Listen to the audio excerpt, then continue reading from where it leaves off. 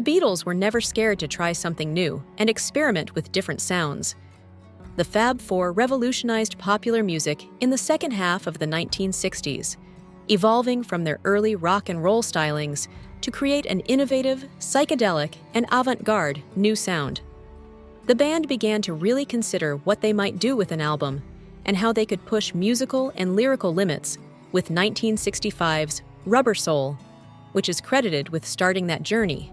Many consider the Beatles' 1966 album Revolver to be the first release of their psychedelic period, which was shaped by their experiences in India and their usage of LSD.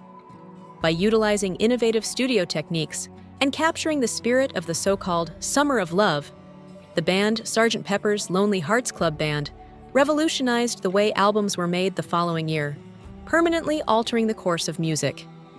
Critics and fans alike enjoyed the experimental music that the Beatles were releasing during this time, but it wasn't necessarily a recipe for band unity.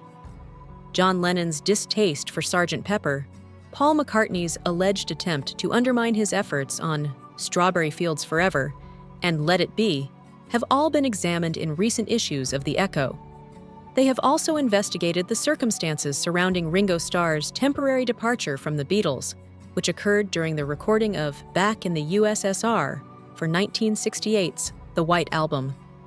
As each member of the Beatles desired to leave their unique mark and express themselves creatively, the sessions for The White Album were infamously tense. There was a lot of friction during that album, Paul remarked when asked about the time spent recording.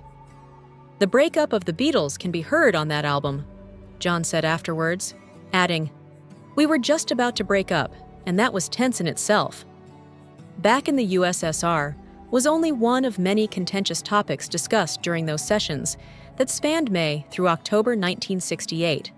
In early 1968, while the Beatles were in India, Paul composed Obla Di, Obla Da, influenced by the rising reggae music popularity in the UK. A friend of Paul's provided the line that would become the title of the song, which follows the characters Desmond and Molly. "I used to meet this guy named Jimmy Scott, a Nigerian conga player, at London clubs. He was the inspiration for it.